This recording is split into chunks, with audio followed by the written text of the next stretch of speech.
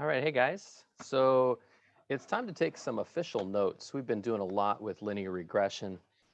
So I thought we should record some of the things that we've been talking about, what we've been working on lately. So let's start with, how about a little title? We're just going to say regression review. Regression, that's an R in there. And, we've been doing linear regression, but not always. We've done some quadratic regression just recently. We'll talk more about that later. But let's start with the following. The model. So first we have the model. When we say the model, we have a regression equation. So in our regression equation, like my pen is acting a little wonky here. In our regression equation, y hat equals a plus bx, we know the following. We know that a is the y-intercept.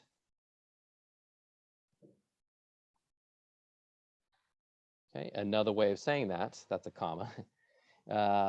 It's the predicted value of y when x is equal to 0. Hopefully you're already thinking that. You're like, y-intercept, I got this, right? In other words, we got 0 goes in and a comes out. Okay, so if this is your x value, your y hat, your prediction for the y value is going to be that y hat value, whatever it turns out to be. All right, let's go a step further. So in our regression equation, y hat equals a plus bx. We know a is that, but we also know b is the slope, comma. That's the amount by which the predicted value of y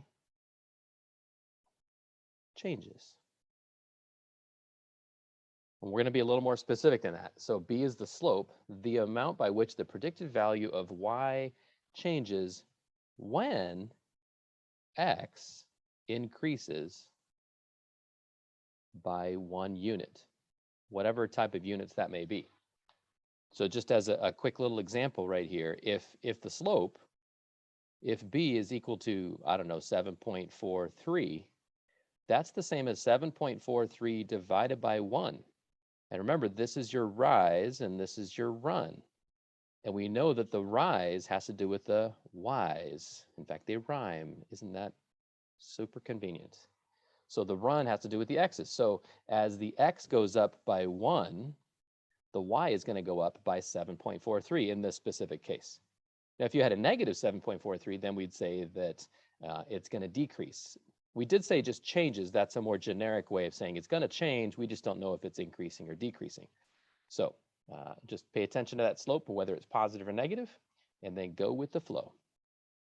All right, I think I'm going to zoom out for a quick second and draw me a better line right here because I'm not digging that one. So let's do this real quick.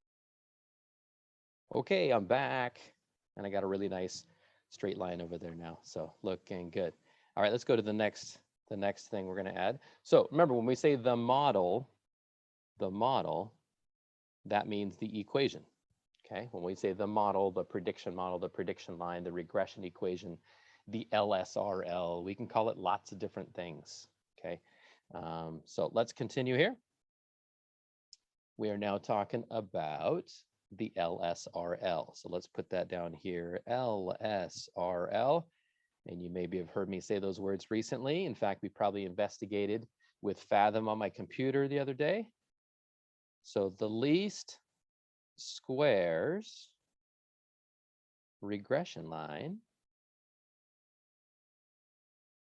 Let me blow that up a little bit. There we go. The least squares regression line is the line that makes the sum of the squared residuals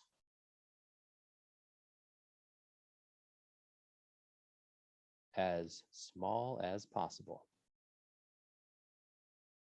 We probably talked about with your class, the F-150, the truck data with miles driven and then the price that they were trying to sell the car for or the truck for. So as we looked at that data, we tried to put a line right down the middle, and we saw that bigger squares is bad, smaller squares is better. When you got that line right where you wanted it, found that sweet spot, right? And we minimized the size of those errors, those differences, those residuals, that was where the least squares line goes. And as a reminder, so let's remember this. Remember, a residual is the actual y value minus the predicted y value. Okay, there are a couple ways to say that. So we could just say y minus the y hat, right? That's the same thing.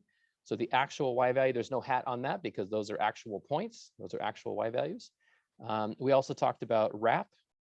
That's the order, right? So RAP, actual minus predicted.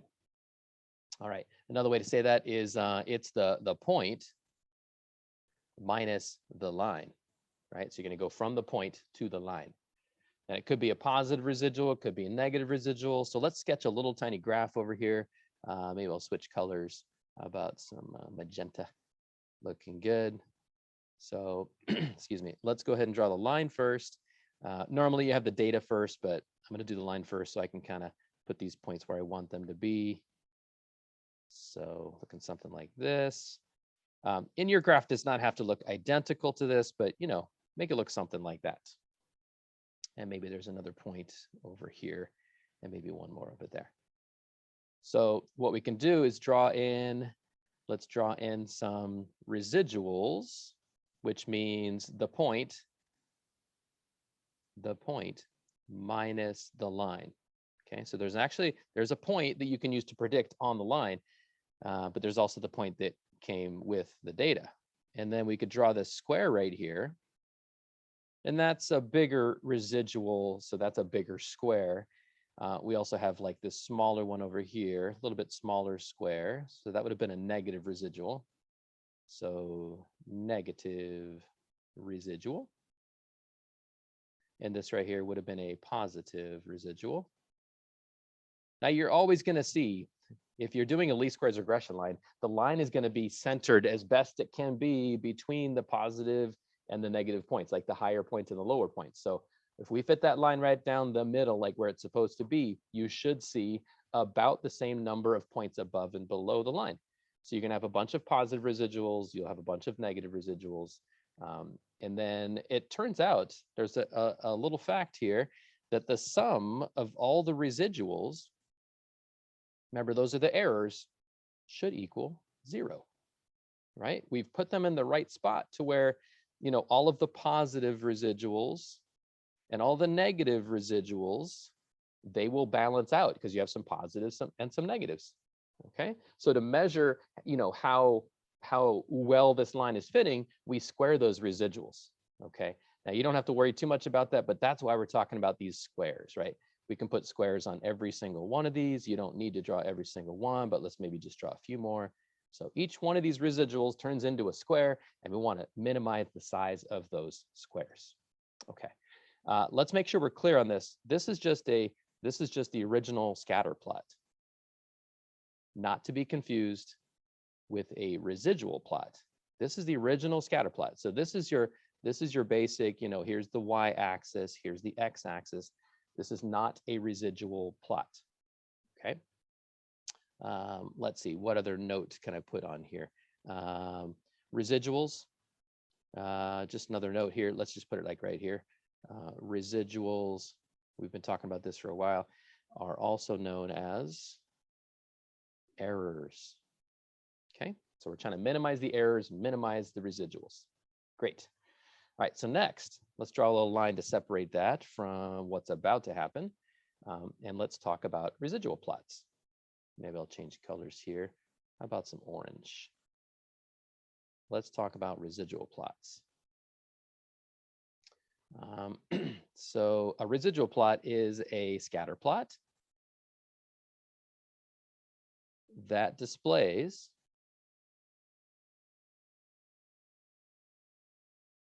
the residuals on the vertical axis and the explanatory variable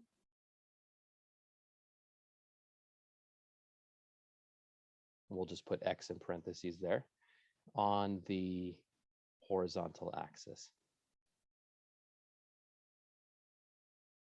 All right, so it'll look something like this. X-axis over here, we just put resid. Right now, we've had you do this a couple of times in class recently, and I mentioned how we don't really need to see numbers on here. We're just looking for the data. So I'm going to go ahead and put some points on here, and I'm just faking this right now. I don't have real data in front of me, so I'm just making one up. And this one looks to be fairly scattered. And if you remember what we talked about before, scatter is good. So, and sometimes we'll say random scatter. Random scatter, good. Okay, random scatter, good. We want to see random scatter in our residual plot. That means that this model, the equation that you're using to estimate, to predict, is actually doing a pretty good job. Okay, now we've got another possibility. Maybe we do our residual plot, and again, label both axes like we did before. And maybe this time, oops, I didn't mean to stop sharing there. That's weird. Sorry about that. I was trying to go for the black pen. There we go. So maybe, just maybe we got some points up here and then some points down here and then some points back up there. And that's a pattern. And you might be thinking like back to your math 1, algebra 1 days when you found the pattern, you're like, yes, I did it. I found it. Here's my equation. It's a parabola, right? You're super excited. Well, it turns out we don't want to see a pattern, right? If we see a pattern, that means it's a bad model, right? That means it's systematically, that model, that prediction line is systematically making errors, right? We have a systematic error happening. So that's bad. We don't want to see. We're going to go ahead and go like that. We do not want to see a pattern, okay? Random scatter, good. Pattern, bad, okay? So sometimes it's hard to tell what's going on, so we do our best. Now, if you're struggling and you're like, well, I don't know if it's good or bad. I can't tell if it's scattered enough or it's got a little pattern to it. Usually what we're doing is we're coming up with a linear regression, and then we look at the residual plot. Then we look at the quadratic regression, look at the residual plot. Maybe we go to an exponential model, look at the residual plot, and then we compare those residuals, okay? Okay, let's go on to the next thing. And we'll come back to that stuff later. We're going to talk more about residual plots for sure. All right, so continuing on. We talked about the model line. Let's write that out again. Our model line, ingredients. So we're going to talk about the pieces that come together. And we say model line, another way of saying that, or you can say also known as your prediction line, or your Lasserle, right? Your least squares regression line. All right, let's put it over here. So we got y hat equals a plus bx. Now remember, this feels a lot like y equals mx plus b, but be careful, be careful. Our b is a little different, right? This b right here, this b, that's our slope.